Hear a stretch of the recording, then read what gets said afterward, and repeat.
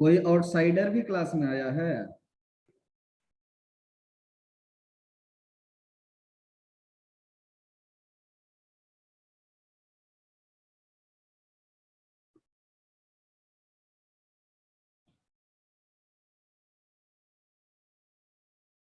तो पिछले क्लास में हम लोग number of onto into many one one one ये सारी चीजें डिस्कस किए थे, है ना? उस पार्ट में किसी बच्चा को कोई प्रॉब्लम?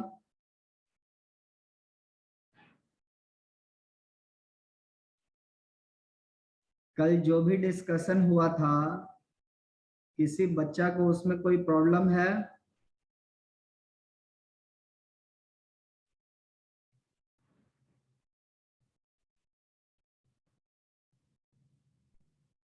No sir. ठीक है ईशांत, और जिसको समझ में आता है उसके लिए कोई प्रॉब्लम नहीं है। नो सर, समझ में आ रहा है। सागर, सारांश,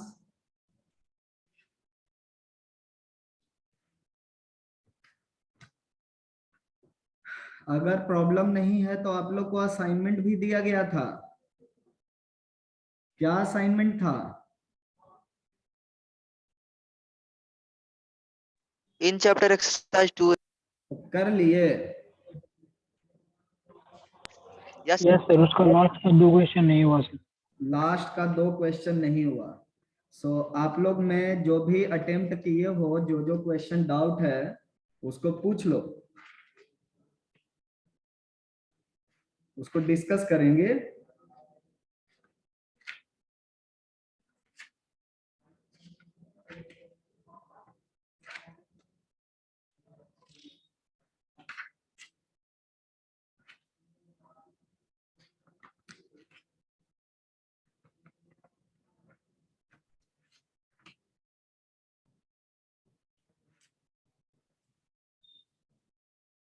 जो भी क्वेश्चन आप लोगों के डाउट्स हैं उनको काइंडली पूछ लीजिए। 14, 15, 19, 20।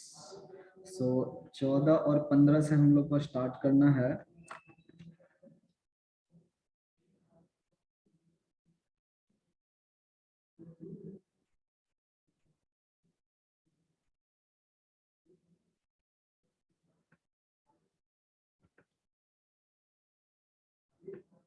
आवाज कैसी आ रही है? कट कट के आ रही है या फिर सही आ रही है? क्लियर है? आवाज अगर कट कट के आनी शुरू होना तो बता दीजिएगा।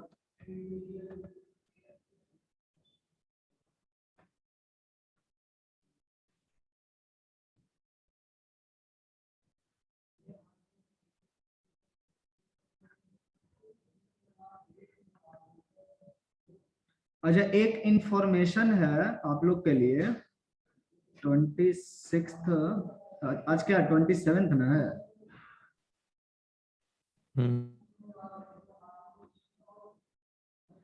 टेलीग्राम में एक दिन मैसेज गया था कि कुछ डेमो टेस्ट के रिगार्डिंग, ध्यान में है सबको? Yes sir.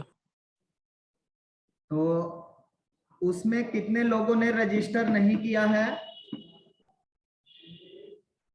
Kindly raise your hand.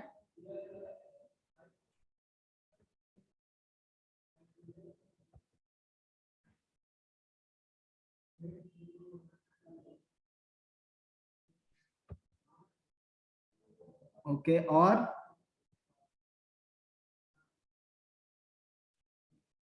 Rahul तुम रजिस्टर कर लिए? Yes sir. सागर,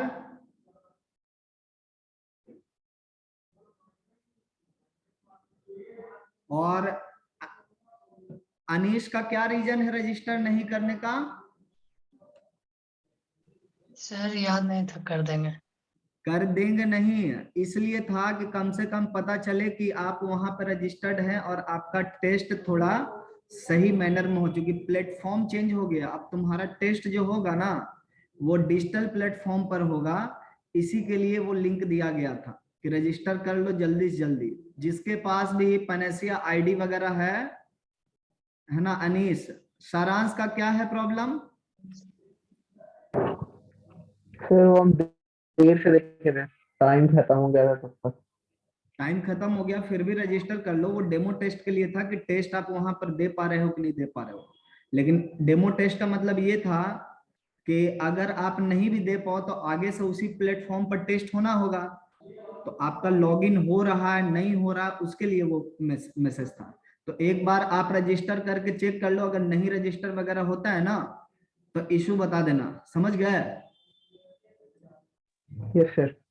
दोनों के लिए, अनीश और सारांश, और जो भी बच्चा मान लीजिए नहीं रजिस्टर किया उसके लिए भी है। ईशांत का क्या इशू है? नहीं किए थे सर। आईडी है तुम्हारे पास पेनेसिया वाला?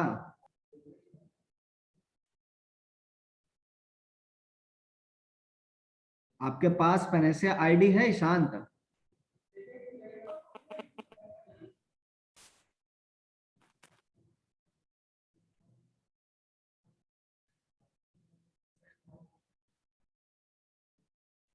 आपकी आवाज कट रही है। सो तुम इसके रिगार्डिंग मुझे पर्सनली मैसेज करोगे, ठीक है? अगर तुम्हारे पास आईडी नहीं है तो वो अलग बात है, वो पर्सनल इशू हो गया। अगर आईडी है और रजिस्टर वगैरह नहीं हो रहा है तो फिर बताना, क्योंकि जितना टेस्ट होगा वो सारा ऑनलाइन डिजिटल पेज पर ही होने वाला है। इसके लिए रेडी करवाया जा रहा है आप लोग, ठीक है? चलिए आज का डाउट शुरू करते हैं। पहले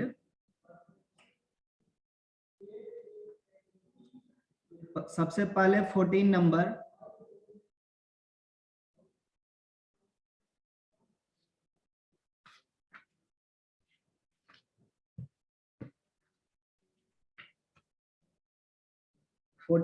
में कह रहा 1 फंक्शन कितना होगा। देखो बहुत अच्छा क्वेश्चन है।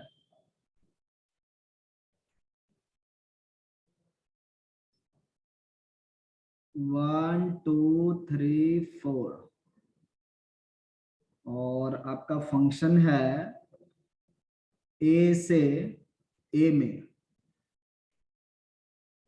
such that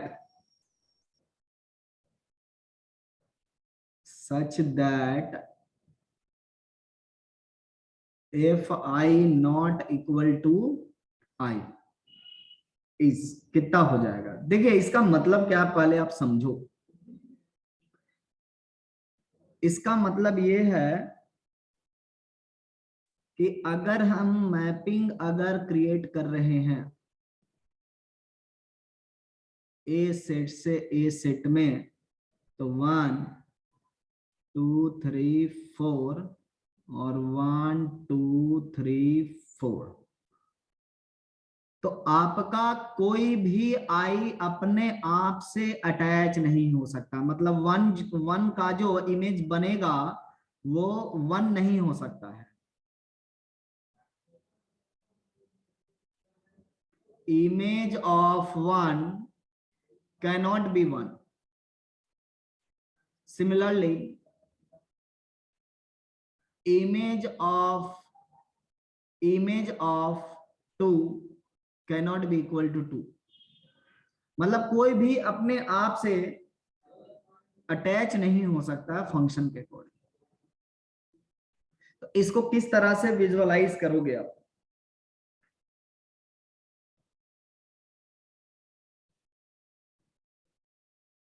वन अगर जाता है तो 1 के पास कितना ऑप्शन है दीपाली? 3 है। और 2 के पास 3। अगर हम 1 को 2 से मिला दिए, अब 2 के पास कितना ऑप्शन है?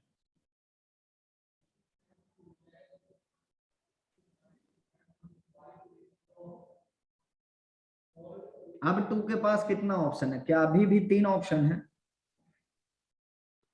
Yes sir. कहां कहां 2 जा सकता है? 1 3 4। 1 3 4, ठीक है, बढ़िया चीज है। तो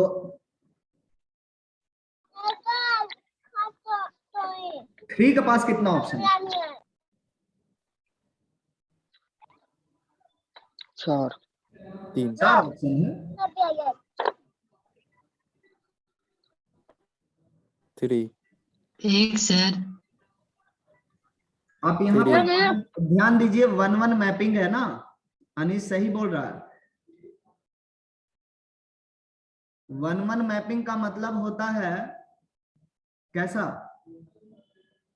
कि सबका जो है इमेज क्या होता है, अलग अलग होता है ना, सबका इमेज अलग अलग होता है। तो अगर 1 और 2 आपस में एक्सचेंज कर लिए हैं, तब 3 और 4 के पास मजबूरी है कि वो आपस में एक्सचेंज करें।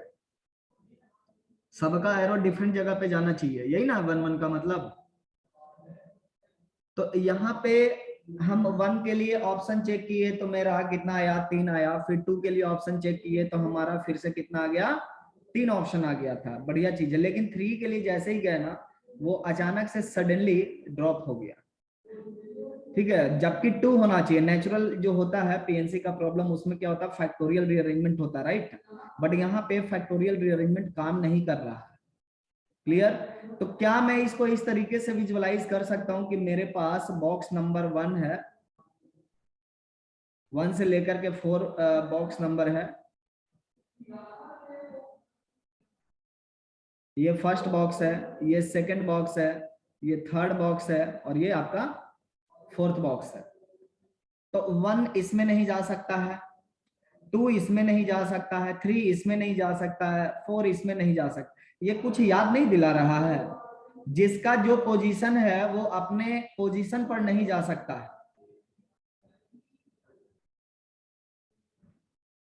ऐसा अरेंजमेंट कभी किए दीपाली हम लोग? Derangement, so it's a numerical based on derangement, ठीक है। यहाँ पे बेसिकली क्या है तुम्हारा कि 2, 3, 4 का प्लेस है, ये तुम्हारा 1, 2, 4 का प्लेस है, ये तुम्हारा 1, 2, और मैं यहाँ पे 4 लिख दिया, 3, 4, यहाँ पे 1, 2, 4 का प्लेस है, और यहाँ पे 1, 2, 3 का प्लेस है, ठीक है। तो ये बेसिकली किसका प्रॉब्लम है, डिरेंजमेंट का प्रॉब्लम है। समझ में आई बात? तो number of derangement of 4 objects कितना होता है, D4? 9 हो जाता है। तो इसलिए आंसर कितना होगा, 9 होगा।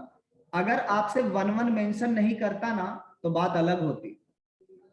अगर मेरा फंक्शन मेनी 1 हो सकता था, या फिर 1-1 भी हो सकता था, जस्ट ये रिक्वायरमेंट हो कि fi cannot be equal to I, ठीक है, तो फिर अलग होता। 1-1 के वजह से हम लोग सिर्फ D4 काउंट करते हैं। Is it clear Deepali? Yes sir. बाकी बच्चों को समझ में आया डिरेंजमेंट? राहुल,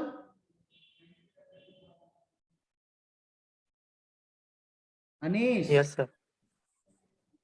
सर D4 9 कैसे? D4 9 कैसे आया है? इसमें हम तुम लोग को डिरेंजमेंट का फार्मूला एक बताए थे ना, देखो 4 factorial 1 minus 1/1 factorial plus 1/2 factorial minus 1/3 factorial plus 1/4 factorial, यही ना फार्मूला था अनीश? Yes sir. तो ये तो कैंसिल आउट हो गया। तो बेसिकली 4 फैक्टोरियल बाई 2 फैक्टोरियल, ये 24 होता है, ये 2 है तो ये 12 आ गया आपका।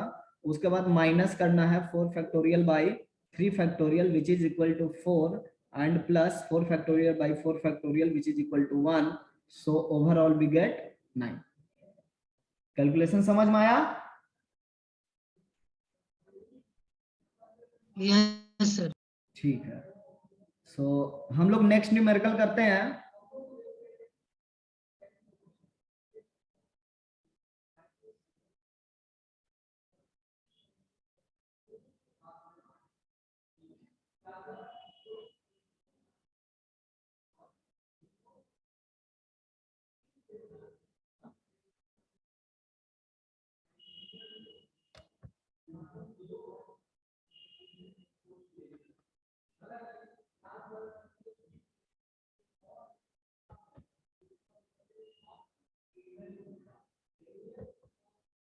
$15 number, the number of onto functions, very good questions.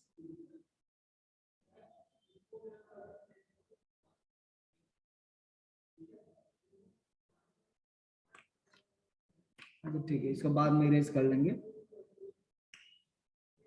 आपका एफ जो है वो है ए बी सी डी, और ये अटैच होना चाहते हैं पी क्यू आर से। बढ़िया चीज। Total number of onto functions, number of onto functions. हाथ पे गिनती नहीं की दीपाली? अरे ये तो हाथ है पर गिनती तुम कर सकती थी, ज्यादा तो है नहीं।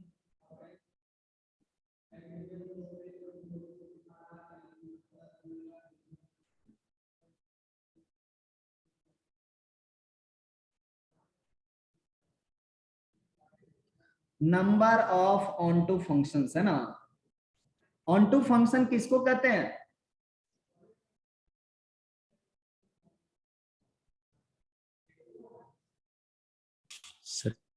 सब्जेक्टिव। और सबसेट होता है कोडोमेन का। नहीं, हाँ, और इज इक्वल टू कोडोमेन। अच्छा, range equal to codomain, very good. So range equal to codomain, इसका मतलब हर एक इमेज का प्री इमेज होना चाहिए। सबका प्री इमेज हो। हाँ, लेकिन हर एक का प्री इमेज कितना होना चाहिए? एक ही ना होना कोडोमेन चाहिए, फुल्ली यूटिलाइज। एक से ज्यादा तो नहीं होना चाहिए, कि ज्यादा हो सकता है। सर आपका आवाज कट रहा है ना, रुको एक मिनट, मैं थोड़ा मोबाइल से कनेक्ट कर लेता हूं।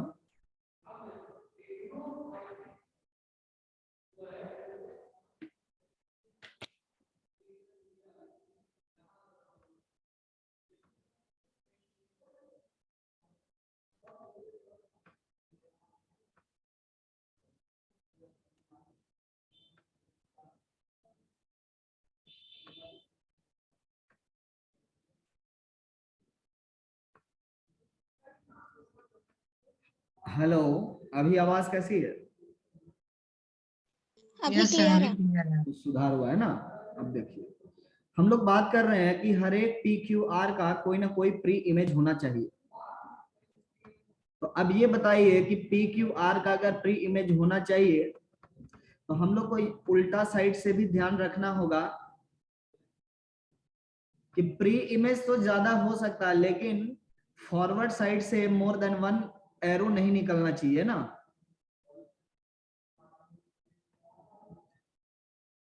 तो हम कैसे इसमें काम करें? हम अगर उल्टा काम करेंगे, बोलेंगे कि पी से नंबर ऑफ पॉसिबल एरोज जो हैं वो एक हो सकता है, या फिर दो हो सकता है, या फिर तीन हो सकता है, तो फिर क्यू से फिर डिपेंडेंट होगा ना, कि मतलब पी से कितना निकला है। जैसे हम पी से अगर बोल दे कि पी से कनेक्टेड ए और बी था, ठीक है, चार में से दो से कनेक्ट हुआ, तो उसके करस्पॉन्डिंगली क्यू से कनेक्शन होगा ना, या तो सी होगा या फिर डी होगा या फिर दोनों होगा, बराबर। तो हम यहाँ पे थोड़ा सा उल्टा साइड का कनेक्शन नहीं कर पाएंगे, हम लोग को सीधे साइड से कनेक्शन करना पड़ेगा। क्लियर? तो कैसे होगा आप यहाँ पर देख सकते हैं कि ऑन टू फंक्शन के लिए सबका सब यूज होना चाहिए। सो P के पास नंबर ऑफ एरो को मैं x से डिनोट कर रहा हूं, xp से बेटर होगा, और Q के पास जो नंबर ऑफ एरो है उसको xq लिख रहा हूं, और R के पास जो नंबर ऑफ एरो है उसको मैं xr लिख रहा हूं। तो ये टोटल नंबर ऑफ एरोज कितने होंगे? ऑन टू फंक्शन अगर है तो टोटल नंबर ऑफ एरोज कितने होंगे?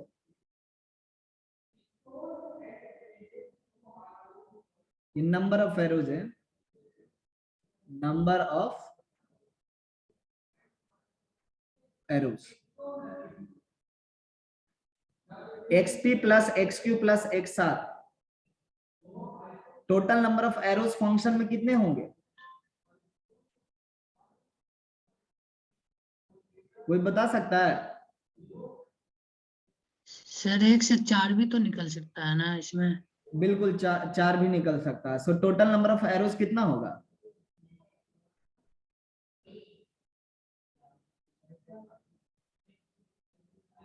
चार होगा। 4 होगा। अगर इनटू फंक्शन होगा तब कितना होगा? तब तीन तब कितना होगा?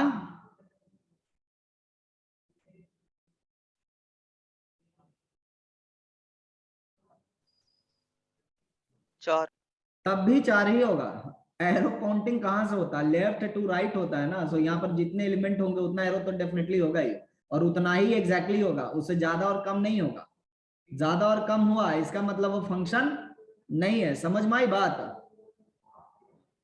Yes sir. अब यहाँ पे जितना भी वेरिएबल है वो हर एक वेरिएबल क्या है? ग्रेटर देन और इक्वल टू 1 है। तो इनका मिनिमम समेशन कितना हो रहा है? 3 हो रहा है। तो किसी एक के पास 2 जाना चाहिए, मतलब जो भी पॉसिबिलिटी है ऑन टू फंक्शन का वो इसी टाइप का है कि पी क्यू आर में से किसी एक के पास 2 एरो चला जाए, बाकी दोनों के पास एक एक एरो जाए। ओनली पॉसिबिलिटी जो है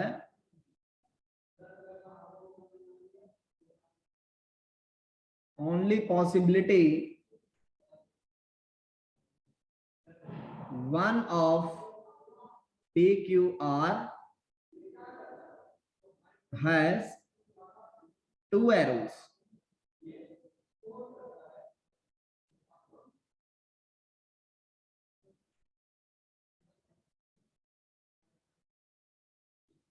Has 2 arrows and rest have 1 arrow each.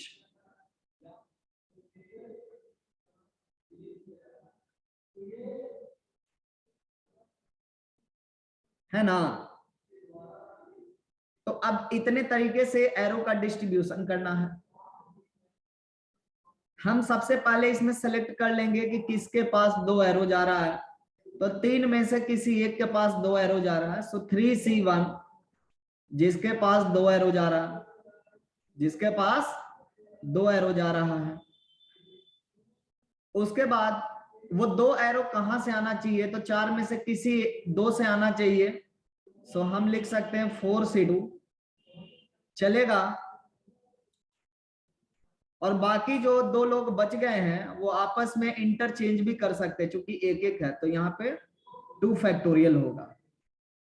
तो ये कितना हो रहा है? 6 2 24 into 3 36। 36 हो रहा है। 36।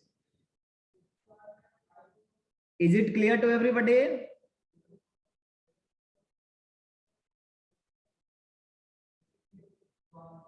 दीपाली समझ में आया? Yes sir.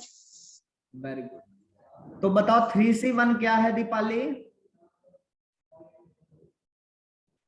P Q R तीनों में से किसी एक के पास 2 एरो जाएगा। ठीक है, बहुत बढ़िया। और 4C2 क्या है? ABC वो ABCD में से कोई भी 4 हो, 4 में से कोई भी। वेरी गुड, बहुत बढ़िया, समझ गई। अब आते हैं हम लोग 19 पर। इसमें इनवर्स वगैरह यूज किया हुआ। सो ठीक है, ऐसे तो कोई बहुत बड़ा पंगा नहीं है। हम लोग इनवर्स को शॉर्टली डिस्कस। हाँ बोलो। सर ये जो क्वेश्चन है ऊपर जैसे लिख रहे थे वैसे बनाइए। तो x plus x p plus x q plus x r is equal to 4। किस केस में? इसमें यहां से सिर्फ मैं पॉसिबिलिटी ढूंढ रहा था कि क्या पॉसिबिलिटी होगा। वी विल नॉट जज इट। ठीक है, यहाँ पे आप ये बोलोगे कि एक तो इसका सॉल्यूशन है 1,1,2, दूसरा सॉल्यूशन है तुम्हारा 1,2,1, और तीसरा सॉल्यूशन है तुम्हारा 2,1,1। समझे शिवा? Yes sir. ठीक है, अब देखो इसकी काउंटिंग कैसे करोगे। इसका मतलब हो गया कि P के पास 1 एरो गया है, Q के पास 1 एरो गया है, और R के पास कोई 2 एरो गया है। तो हम क्या करेंगे? कोई भी 2 एरो जो है R के पास भेज देंगे, और P के पास 1 भेजेंगे, Q के पास 1 भेजेंगे। तो फिर से वही बात होगी ना, 4c2 टाइम्स 2 फैक्टोरियल, और उसके बाद 3 कहां से आया, तो ये देख लो, तो सेम काउंटिंग जो है आपका 3 बार आ रहा है ना, समझ में आई बात?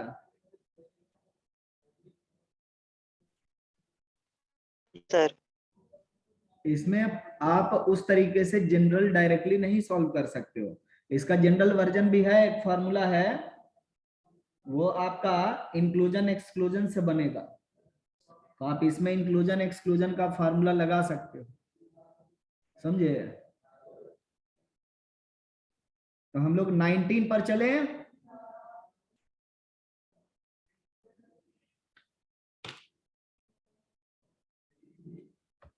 19 पर चलें जी। Yes sir.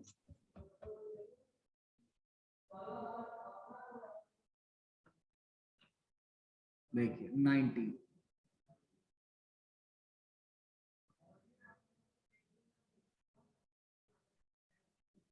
X Y Z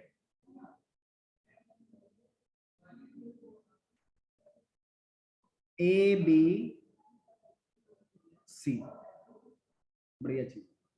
और कह रहा कि 1 1 फंक्शन है, ये भी 1 1 फंक्शन है।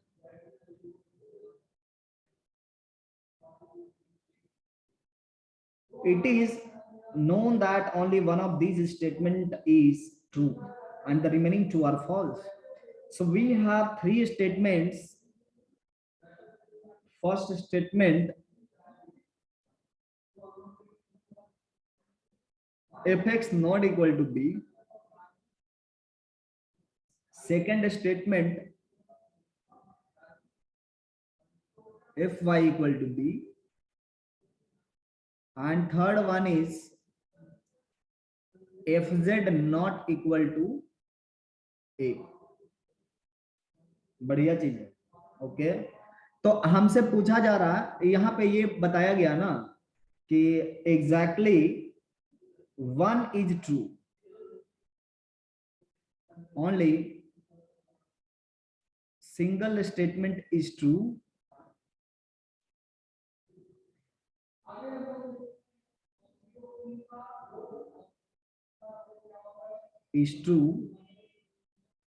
और रिमेनिंग आर फॉल्स, है ना?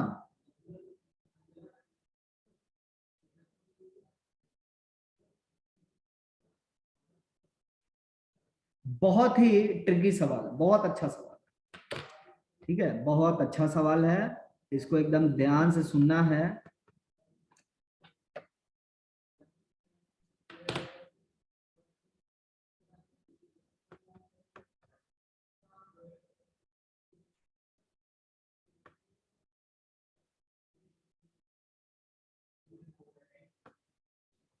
देखिए क्या है,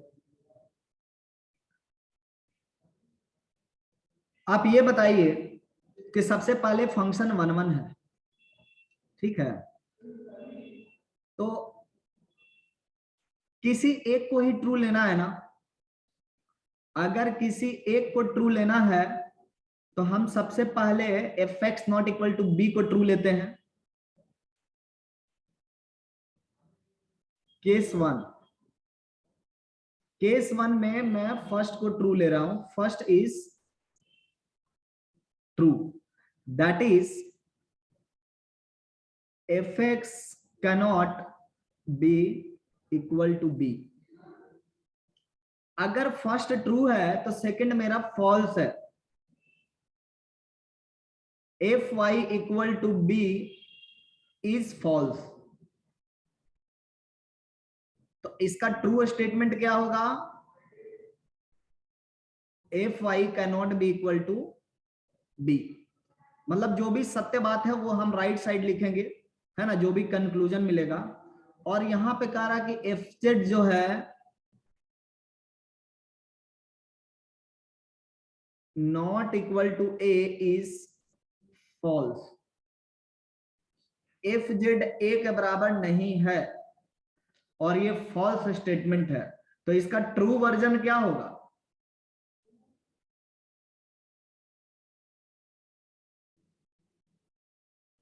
F Z equal to A. F Z equal to A हो जाएगा, बढ़िया चीज है। इसके हिसाब से आप मैपिंग तैयार करो।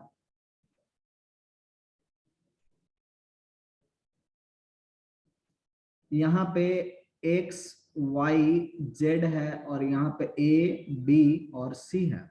सो try to map it according to one function. So x z का इमेज क्या है, a है। x जो है b के बराबर नहीं है, तो हम x को c से मिला सकते हैं ना।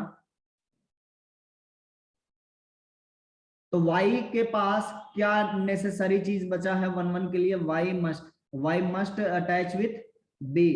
तो अगर y को हम b से अटैच कर दिए तब तो ये फिर गलत हो जाएगा, क्योंकि हमारा fy is not equal to b, but fy isn't equal to b। इसका मतलब ये केस करेक्ट नहीं है। केस नंबर सेकेंड, आगे के केसेस कर सकते हो बाकी लोग, यस सर। Yes sir. है ना, तो इसको Yes, कर sir. लीजिएगा। वेरी गुड, बहुत बढ़िया।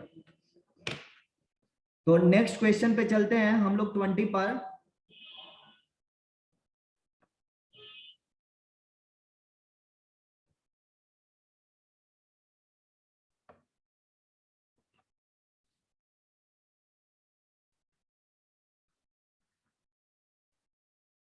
कह रहा है fx equal to 3 sin x plus 4 5 है, 5 cos x प्लस a। कह रहा कि f डिफाइंड है r से लेकर के 0 से 10 में। अच्छी बात है। And is onto function, is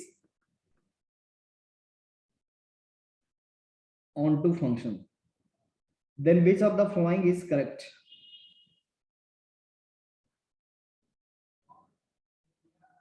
Then which of following is correct?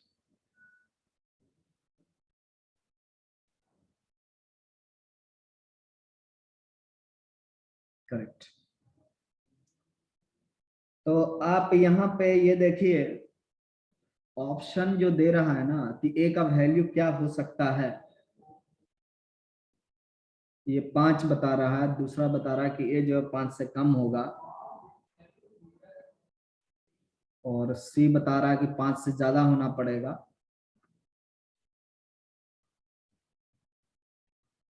And d बता रहा है कि नन ऑफ दीज होना पड़ेगा।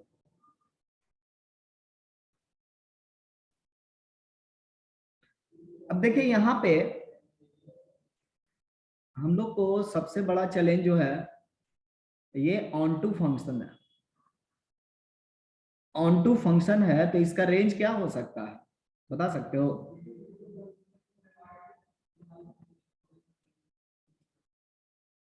Three sine x plus 5 cos x का रेंज क्या होता है?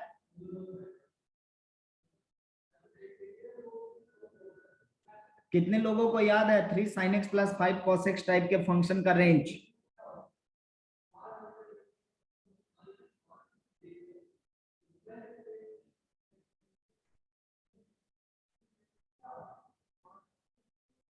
किसी बच्चा को याद है 3 sin x plus 5 cos x का रेंज क्या होगा? -√34 से लेकर के √34। वेरी गुड, बहुत बढ़िया। सो ये क्लोज ब्रैकेट होता है ना, 3 square plus 5 square, 3 square plus 5 square, ये क्लोज्ड ब्रैकेट होता है। अगर हम इसमें a ऐड कर दे तब range of f of x क्या हो जाएगा मेरा? दोनों जगह a ऐड करना पड़ेगा।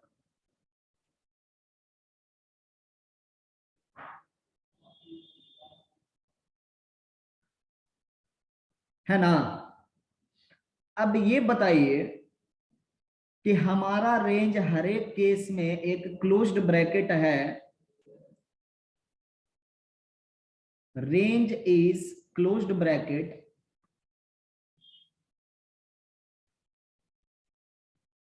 बट कोडोमेन ओपन ब्रैकेट है।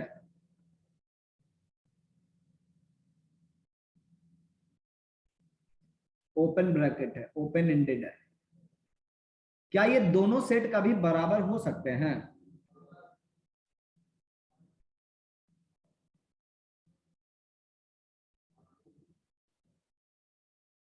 क्या ये दोनों सेट कभी बराबर हो सकते हैं?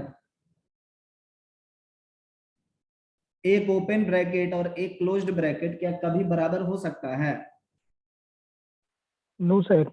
Never, they can't be equal,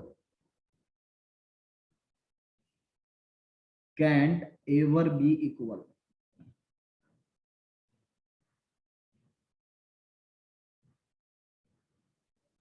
समझे? इसीलिए इसमें ऑप्शन क्या हो जाएगा?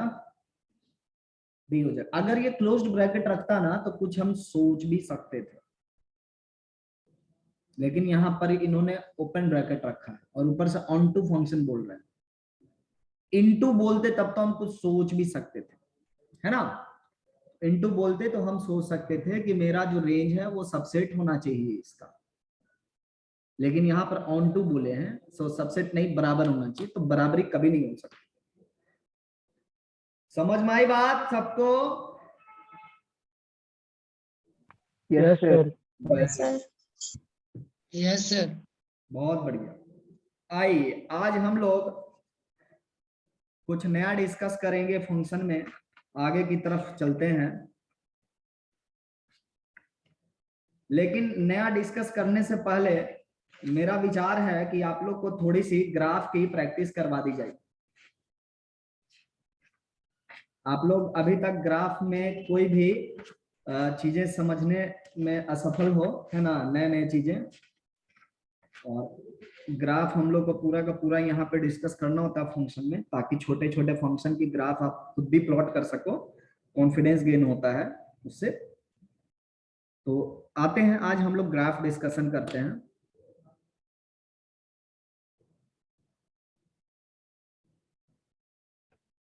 मैंने ग्राफ का वीडियो आप लोगों को भेजा नहीं था,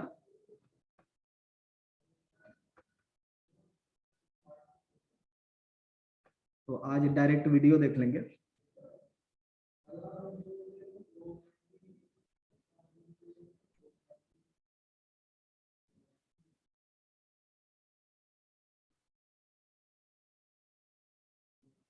ग्राफ प्लॉटिंग। देखिए हम लोग एलिमेंट्री फंक्शन का ग्राफ पहले से जानते हैं ना, हम लोग सारे एलिमेंट्री फंक्शन का ग्राफ जानते हैं, तो इस चीज को हम ध्यान में रखेंगे। एलिमेंट्री फंक्शन ग्राफ ये हम लोग जानते हैं, तो इस पे हम दोबारा चर्चा नहीं करेंगे। मतलब अगर मैं आपको ये बोलता हूं कि रूट एक्स का ग्राफ क्या होगा, रूट एक्स का ग्राफ क्या होगा, क्या मैं इसका ग्राफ प्लॉट करवाया हूं आपको?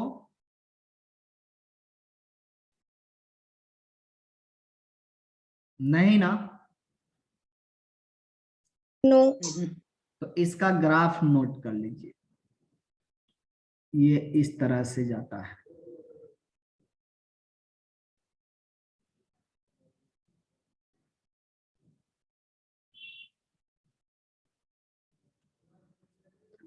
ये लॉग की तरह ही ग्राफ होता है, लेकिन ये आपका 0,0 से निकलता है।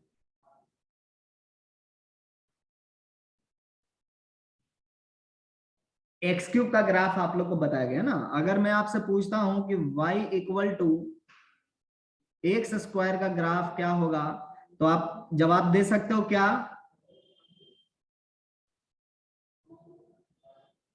पैराबोला। पैराबोलिक ग्राफ, और कुछ इस शेप में होता है। शेप आपको पता होना चाहिए। ठीक है, y इक्वल टू e की पावर x का ग्राफ क्या होता है, तो ये कुछ यहां से निकल करके इस वे में लॉग का ही टाइप का ग्राफ होता है ना, बट y एक्सिस का अबाउट होता है, तो y इक्वल टू e का पावर x। तो ये सारे एलिमेंट्री ग्राफ्स हो गए हैं। सो एलिमेंट्री ग्राफ्स में मैं किसको किसको ध्यान में रखूंगा उस बात को थोड़ा सा देख लेते हैं। सबसे पहले इसमें आपका कांस्टेंट वाला फंक्शन हो जाएगा, फिर x हो जाएगा, फिर x स्क्वायर हो जाएगा, x क्यूब हो जाएगा, रूट x हो जाएगा, मॉडुलस x हो जाएगा। ठीक है, इसके बाद तुम्हारा ट्रिगोनोमेट्रिक फंक्शन हो जाएगा, टीआर फंक्शन, एक्सपोनेंशियल फंक्शन हो जाएगा, लॉग फंक्शन हो जाएगा ln x, और इनवर्स फंक्शन भी इसमें डाल सकते हैं, इनवर्स ट्रिगोनोमेट्रिक रेशियो, और फिर आपका एक सिग्नम फंक्शन हो गया, पहले तो फ्रैक्शनल पार्ट, ग्रेटेस्ट इंटीजर और सिग्नम x। ये आपके एलिमेंट्री फंक्शन है जिनके ग्राफ आपको पता होने चाहिए। जिसका ग्राफ मिसिंग था वो रूट x था, उसका ग्राफ मैंने आपको बता दिया। कुछ कुछ वैसे भी नए नए ग्राफ आपको मिलते रहेंगे जिनके बारे में भी अभी तक हम लोग देखे नहीं है, तो उनको उसी वक्त देख लेंगे। बट ये आपके प्राइमरी ग्राफ्स हैं जो आपको याद होना चाहिए। क्या इनके सारे के ग्राफ आपको याद है?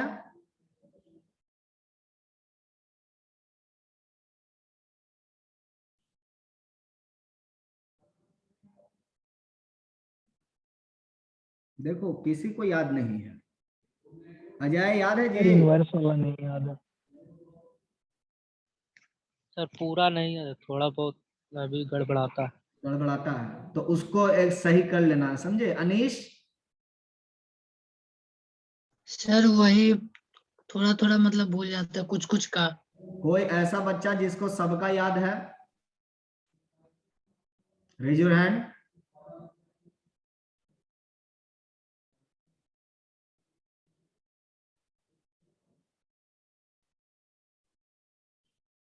नोबडी, है ना? किसी को सारे फंक्शन का ग्राफ जितना लिखवाया गया है उसका याद नहीं है, तो इसका मतलब आप लोग को ग्राफ का प्रैक्टिस करवाना होगा मुझे।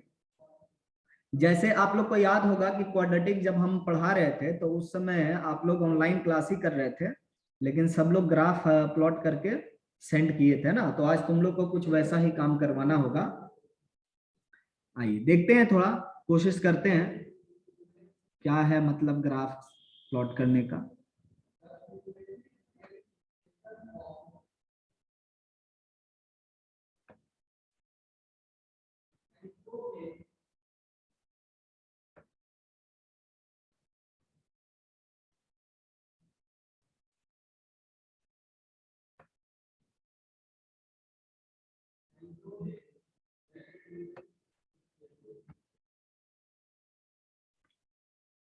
एक बार ऐसा करते हैं, थोड़ा कॉपी कर लेते हैं एक चीज को, उससे होगा थोड़ा सा फायदा।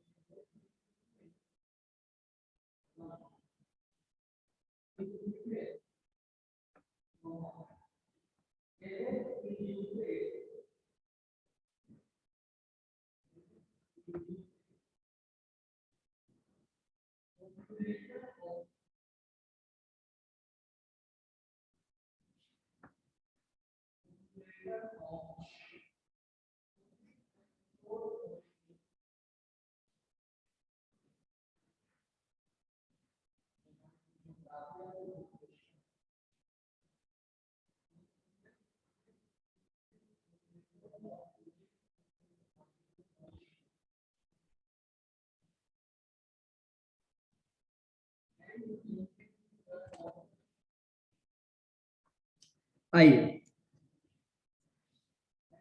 कुछ काम करते हैं। सबसे पहले हम लोग एलिमेंट्री फंक्शन में कुछ चेंजेस लाना शुरू करते हैं।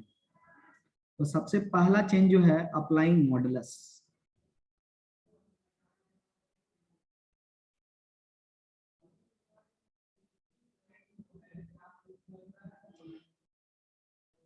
Applying modulus. अब देखिए अप्लाइंग मॉडुलस का मतलब क्या होता है, पहले इसको समझना होगा हम लोग को, ठीक है। इसमें बहुत तरह की चीजें होती है। जैसे हमारे पास अगर y equal to f of x है, तो हो सकता है मेरा मन करे कि हम x पर मॉडुलस लगा दें, है ना, कि हम यहां से y equal to f of modulus x पर चले जाएं। हो सकता है हम y equal to modulus f of x लिख दें, मतलब एक मॉड लगाएं बाहर में। हो सकता है कि हम यहाँ पे y पे मॉडुलस लगा लें,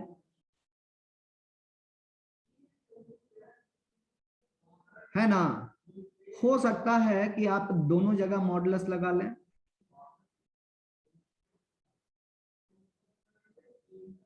हो सकता है कि एक मॉडुलस और आपको लगे कि लगाया जा सकता है।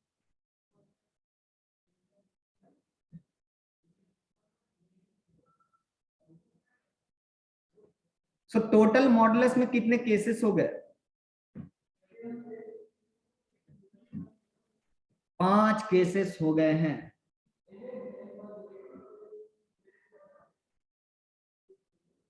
और ये 5 केसेस को समझना बहुत ही जरूरी है।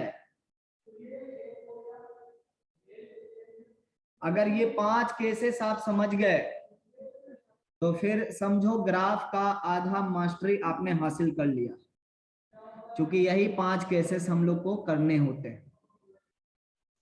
तो हम सबसे पहला केस जो है, सबसे शुरुआत का ही केस उठाते हैं, y equal to f of modulus x, ठीक है। सब केस हम पिकअप कर रहे हैं। निशांत लगता है बाहर चला गया था मीटिंग से।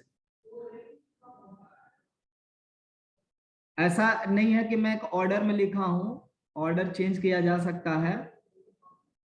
जनरली सबसे पहले सेकंड केस लोग ऑर्डर में लिखते हैं।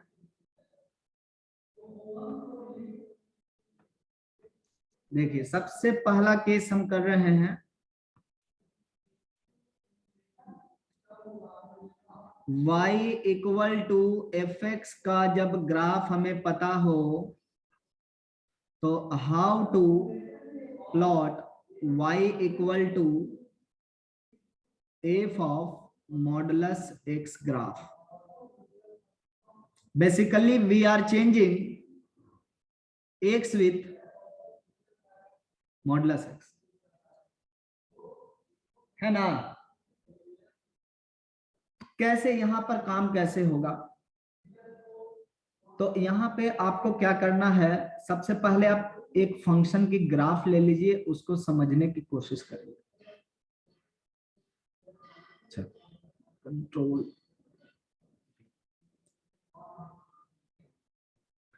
हमारे पास एक्स एक्सिस और वाई एक्सिस रेडी है।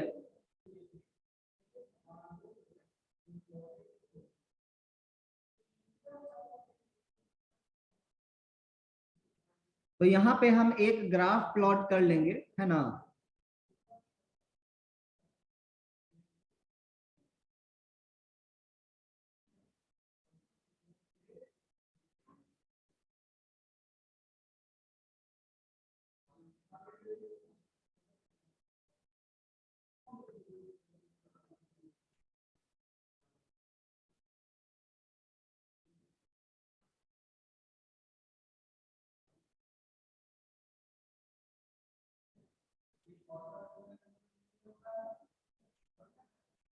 ये मेरा ग्राफ है, किसका? y equal to f of x का। आप नंबर भी दिखा सकते हो कि किसका कौन सा नंबर है, लेकिन हम लोग क्वालिटेटिव चेंजेस लाना चाहते हैं। तो अगर मेरा ग्राफ इतना ही पार्ट में डिस्ट्रीब्यूटेड है y equal to f x का,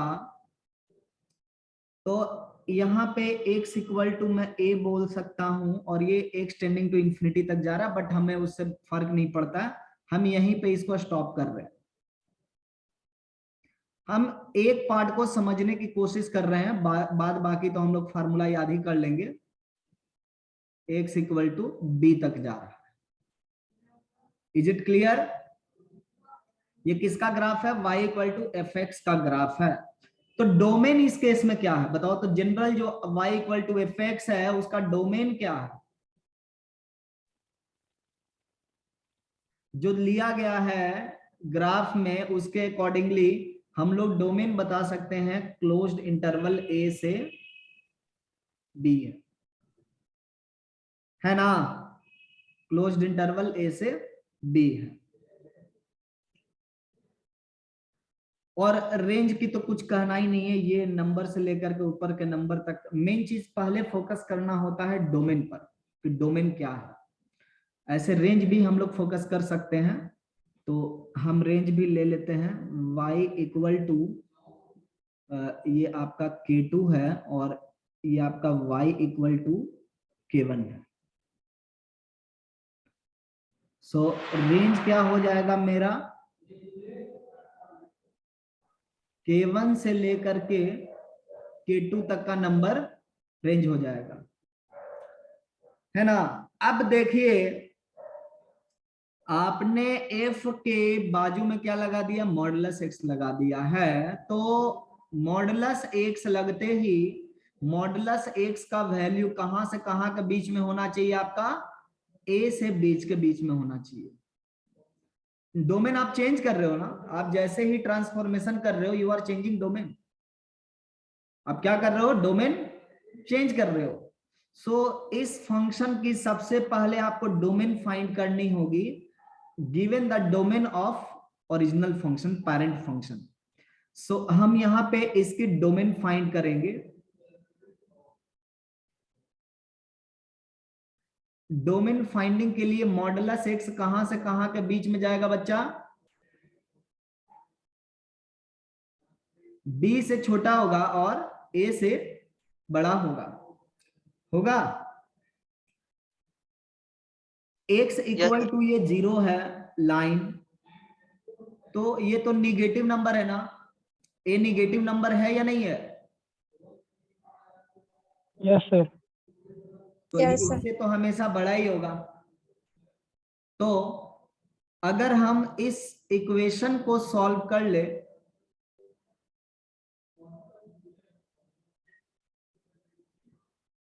तो सेम सॉल्यूशन मिलेगा। तो x का वैल्यू कहां से कहां तक मिलेगा? जरा फाइंड करके बताओ तो। x का -b वैल्यू से कहां से b। कहां तक मिलेगा?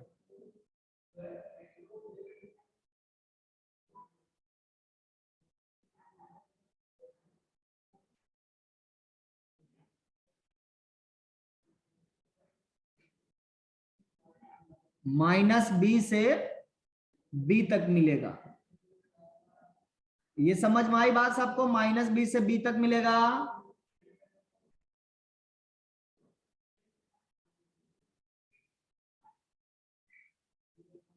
मॉडुलस आप लोग पढ़ चुके हो, सेम कॉन्सेप्ट यूज करना है जो हम लोग मॉड्यूल 2 में पढ़े थे। क्या x का सॉल्यूशन -b से b तक होगा? समझ में आई बात? Yes yes very good.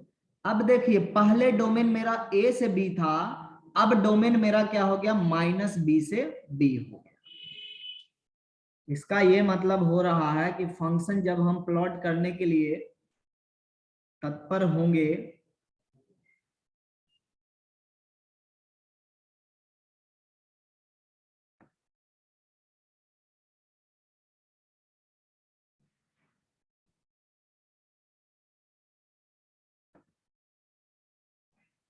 तो यहां पे डोमेन को आप ब्रेक कर सकते हो। जैसे 0 से b, अगर हम x का वैल्यू 0 से b रखेंगे तो आउटकम सेम मिलेगा ना मॉडुलस x में?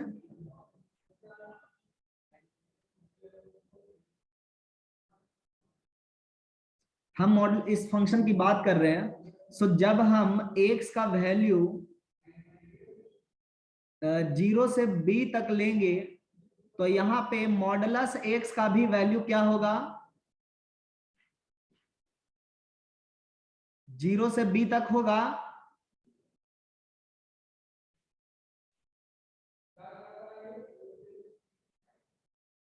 ये बात समझ में आ रही है?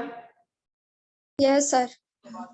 तो इसका मतलब ये है कि जो y equal to f x था वही आपका y equal to modulus f modulus x बन गया। That means y equal to f x इस केस में किसके बराबर है?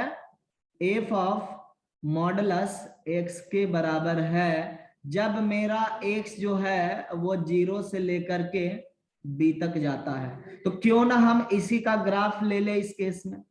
तो इसका ग्राफ अगर हम लेते हैं तो इसका ग्राफ देखो, नीचे y इक्वल टू k1 से स्टार्ट हो रहा है।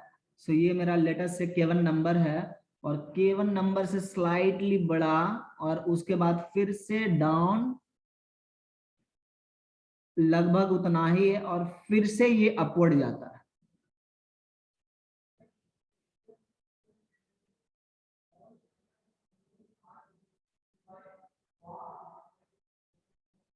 है ना।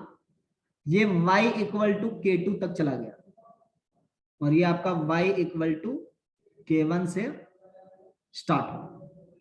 नाउ ये तो मेरा b हुआ, x इक्वल टू b, और x इक्वल टू 0 है, ये 0,0। लेकिन मेरा डोमेन क्या है? -b तक है।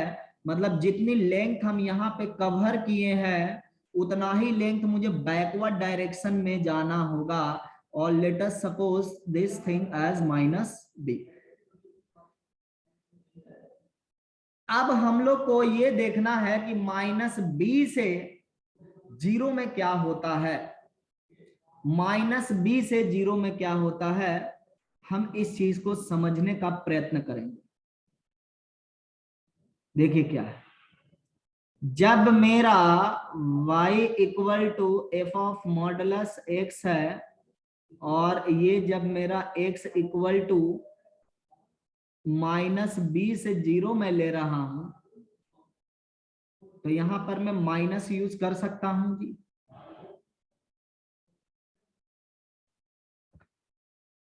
सिंपल शब्दों में अगर हम लोग समझे,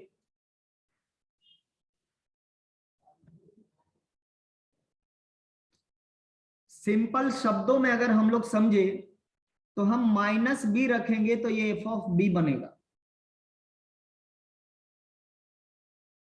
f of modulus -b is equal to f of b। f of minus जो भी हम रख रहे हैं वैल्यू माइनस में, -t में ले रहा हूं, तो ये f ऑफ t बन जाएगा। मतलब ये हो रहा है कि जितना वैल्यू b पर आपको मिल रहा है, x इक्वल टू b पर मिल रहा है, सेम वैल्यू आपको क्या मिल रहा है?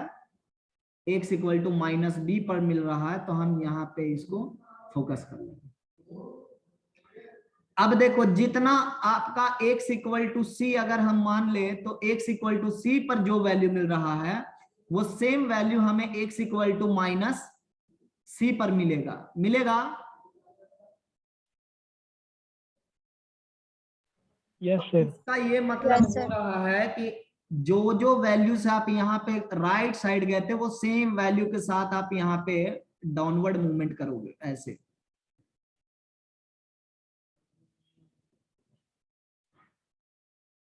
ठीक है, और यहाँ पे आप क्या करोगे? एकदम बिल्कुल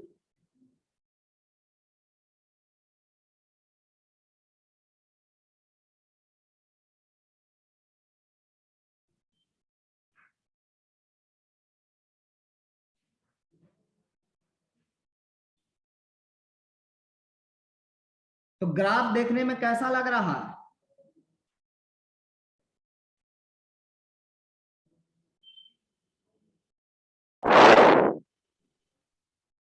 मिरर इमेज लग रहा है? Yes sir. Yes sir. Yes, sir. Sir लेकिन किसका मिरर इमेज, ये भी क्वेश्चन है ना। तो किसका मिरर इमेज, उसके लिए मैं एक हाइलाइटर का यूज करता हूं।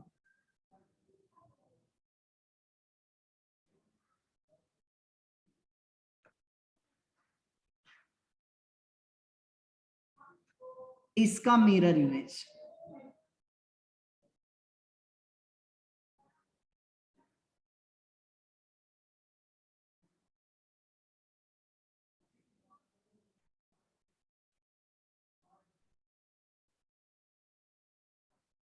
है ना। मतलब यहां पे आपको क्या करना है, take image of portion of graph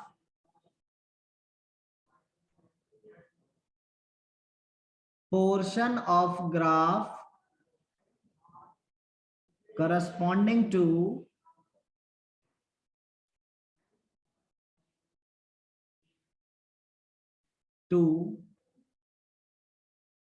x belongs to 0 से लेकर के जहां तक भी चला जाए, मतलब आफ्टर 0।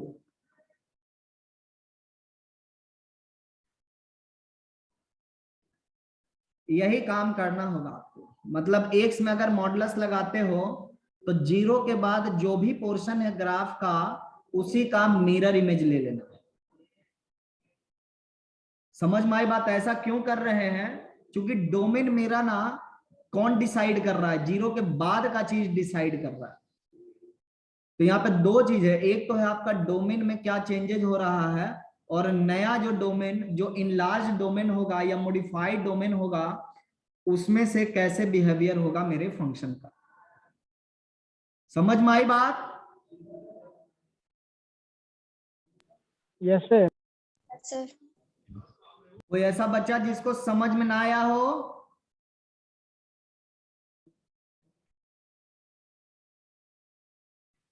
राहुल समझा जी? Yes sir. Ishant?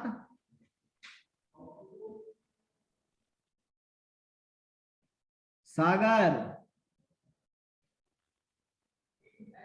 Yes sir. Very good. Ajay?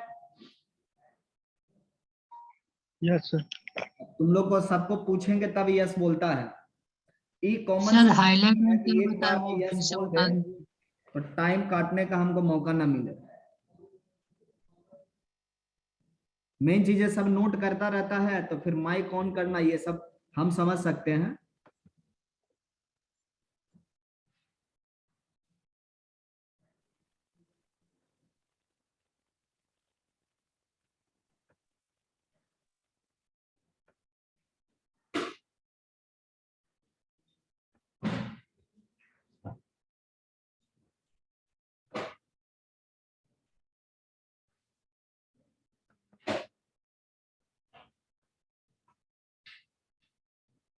लो बहुत ऊपर चला गया।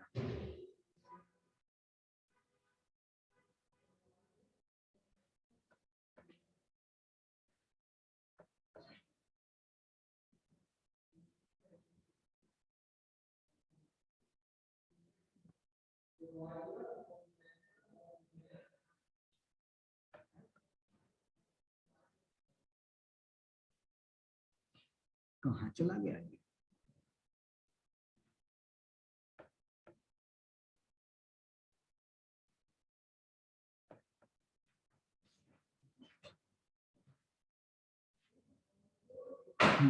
आइए सेकंड केस।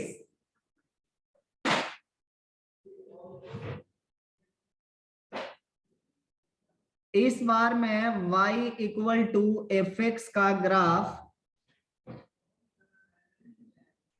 अरे y एक्सिस के रेस्पेक्ट में बाबू मिरर इमेज तो दिखा दिए थे। देखो y एक्सिस पर कांटा लगाए थे ना,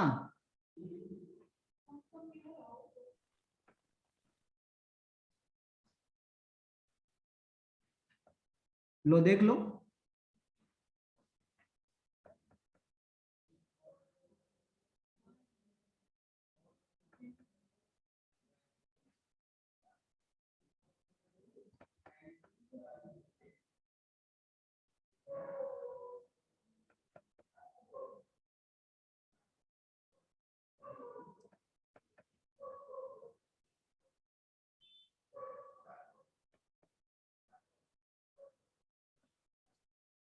देखिए यहाँ पे y एक्सिस पर क्या लगाया गया है, मिरर लगाया गया है ना।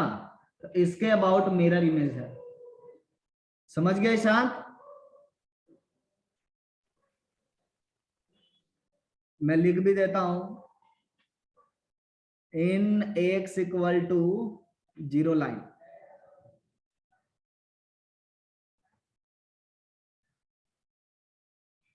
क्लियर है सबको? Yes sir. Very good.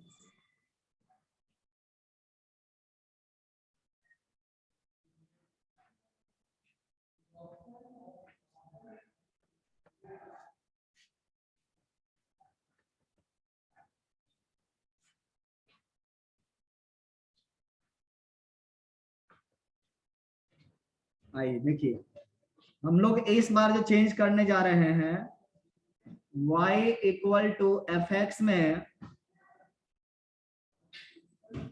y equal to modulus of f of x change लाना चाहते हैं। इसका मतलब क्या है, इसको समझते हैं।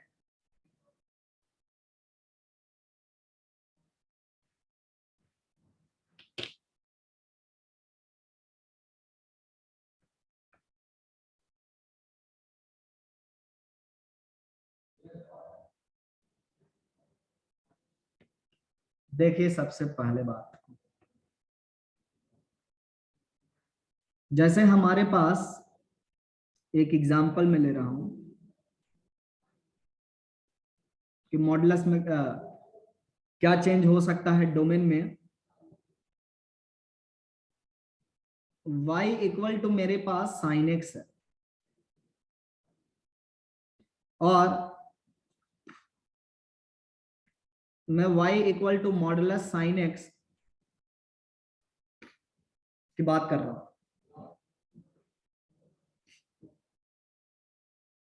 क्या दोनों के डोमेन में कोई चेंज होगा?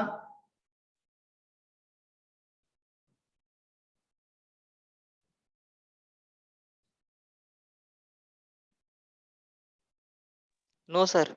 नहीं होगा। क्या यहाँ पे जनरल अगर हम सोचते हैं तो क्या दोनों के डोमेन में कोई चेंज होगा?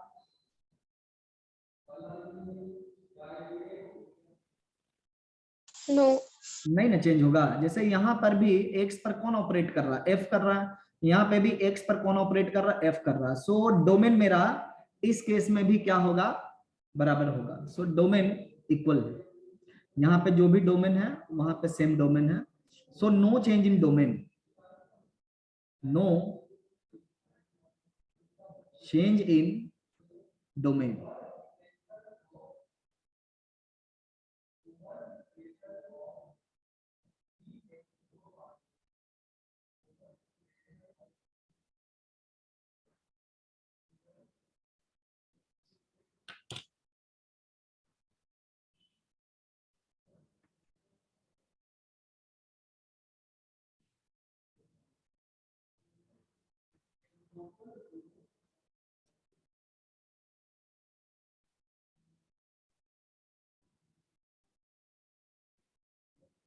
डोमेन में कोई चेंज नहीं होगा।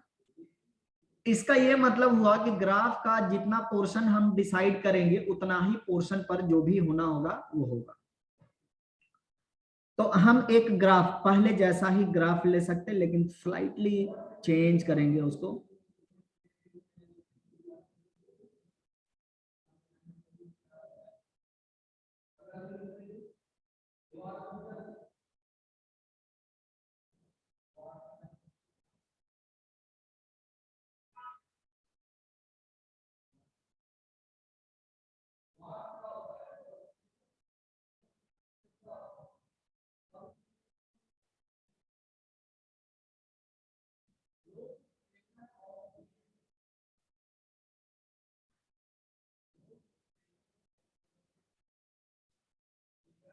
x इक्वल टू a है और x इक्वल टू b है। अब देखो, ये आपका y equal to f x का ग्राफ है।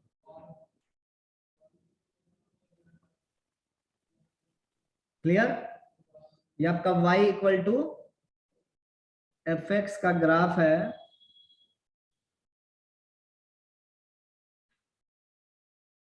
ना? अरे देखो ब्लर कर दिया, कुछ ज्यादा ही परेशान कर रहा है आजकल लैपटॉप।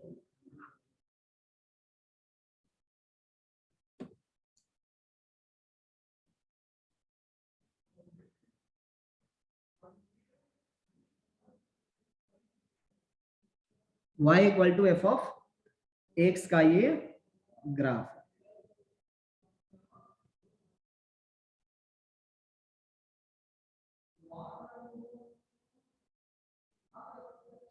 तो अब देखिए क्या है, मैं आपसे एक क्वेश्चन पूछता हूं कि x equal to pi by 6 पर फंक्शन का क्या वैल्यू, यहां पर y का क्या वैल्यू मिलेगा? 1/2। और यहां पे x इक्वल टू पर सेम चीज वैल्यू मिलेगा ना?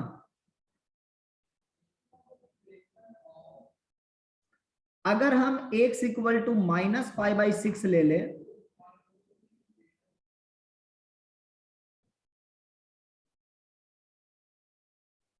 तो यहां पे y का रिजल्ट क्या होगा? -1/2 होगा। बट यहां पे y क्या होगा बच्चा?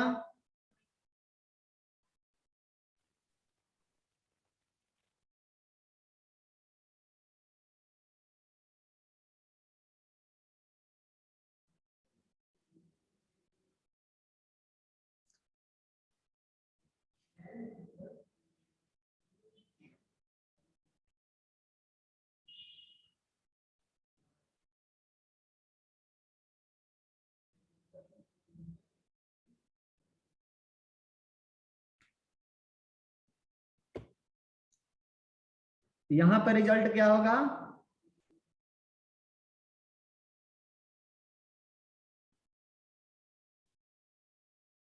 वन बाई टू होगा।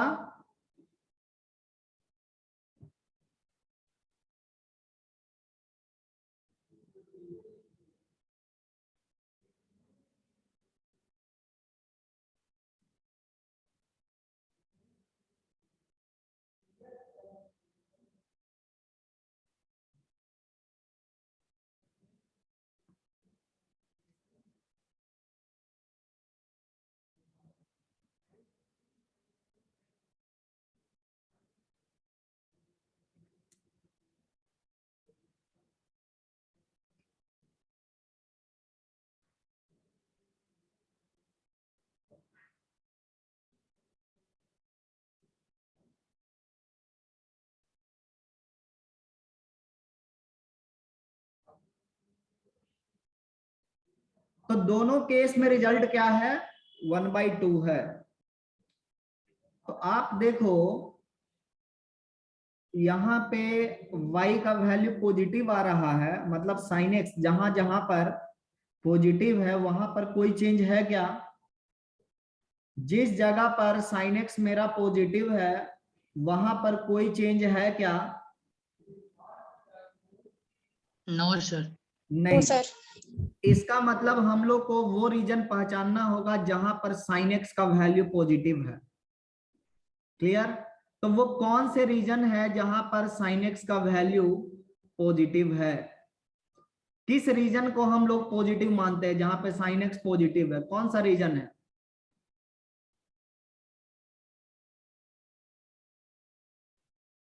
सेकंड क्वाड्रेंट फर्स्ट क्वाड्रेंट में भी है, देखिए ध्यान और से। First quadrant. Yes sir. ये जो रीजन है आपका इस केस में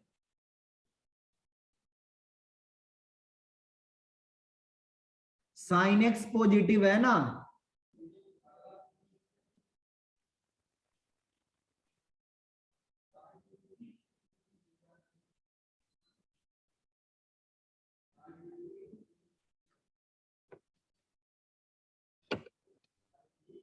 तो ये देखिए साइन एक्स पॉजिटिव वाला रीजन है जहां पे साइन एक्स पॉजिटिव है, तब तो इस पार्ट का ग्राफ एज इट इज होना चाहिए।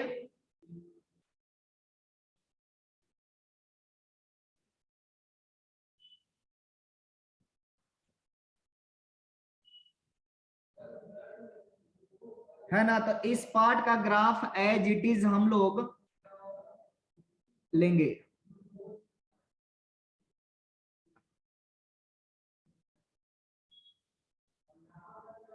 तो फाइनल ग्राफ क्या होगा, x इक्वल टू a और लगभग मिडवे है। तो ये ग्राफ आपका जैसा था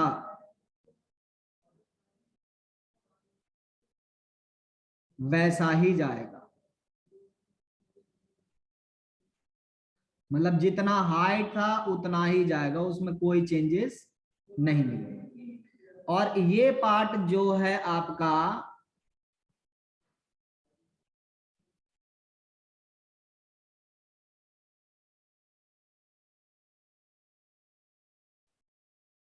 ये इसी तरीके से जाएगा बी तक।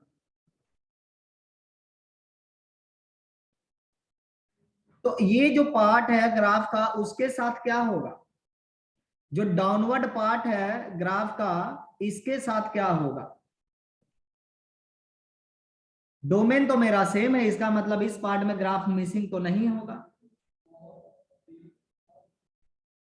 तो हम x का वैल्यू अगर इस केस में ये पर्टिकुलर नंबर लेते जहां पर sin x का वैल्यू या फिर fx का वैल्यू निगेटिव है तो मॉडुलस उसको पॉजिटिव बनाएगा।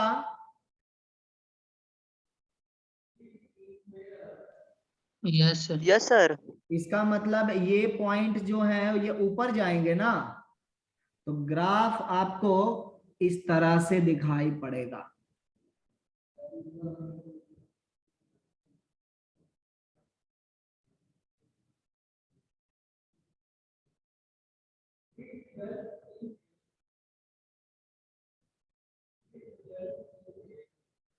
इस तरह से दिखाई पड़ेगा, ये जितना हाइट नीचे होगा उतना ही हाइट ऊपर होगा। सो यहां पे करना क्या है आपको, यहां पे ओवरऑल जो डेवलपमेंट हुआ है उस चीज को ट्रैक करने के लिए हम लोग इंडिकेटर लेंगे।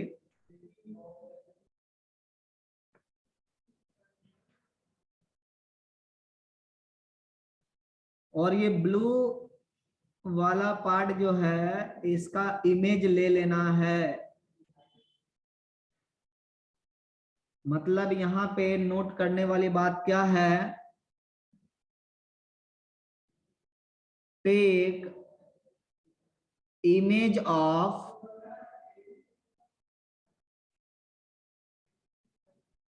that portion of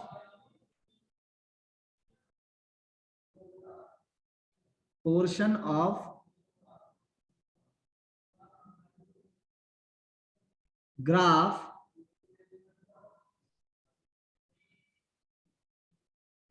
of y equal to f of x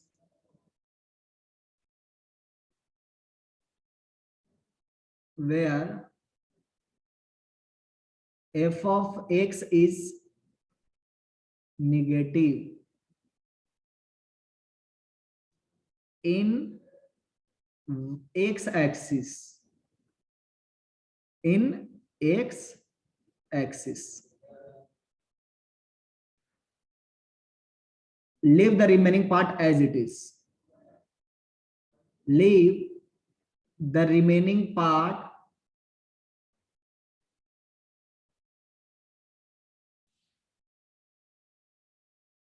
as it is. समझ में आई बात, किसका इमेज ले लिए, इसका इमेज ले लिए। तो इसका इमेज अगर आप y इक्वल टू 0 लाइन में लेते हो जो कि x एक्सिस है मेरा, तो ये ऊपर की तरफ दिखाई पड़ेगा, है ना। तो देखो ये फाइनल ग्राफ आपका मिल चुका है। कॉन्सेप्ट समझ में आया? Yes yes sir. Sir. Very good, yes sir. बहुत बढ़िया। नोट कर लिए सब लोग? Yes sir. तो आज हम लोग यहीं तक रखेंगे और आप लोग को कुछ मैं होम असाइनमेंट दे देता हूं, वो ट्राई करके लाना तुम लोग, है ना, उसको ट्राई कर लेना है।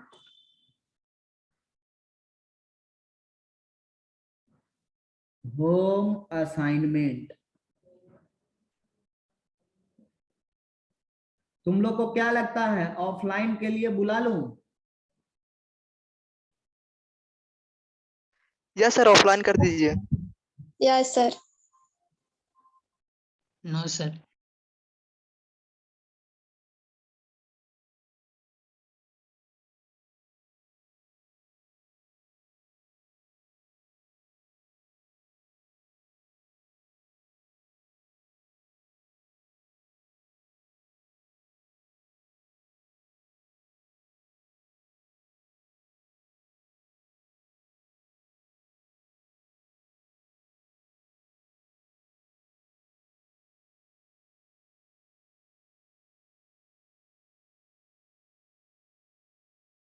सर माइक ऑफ है।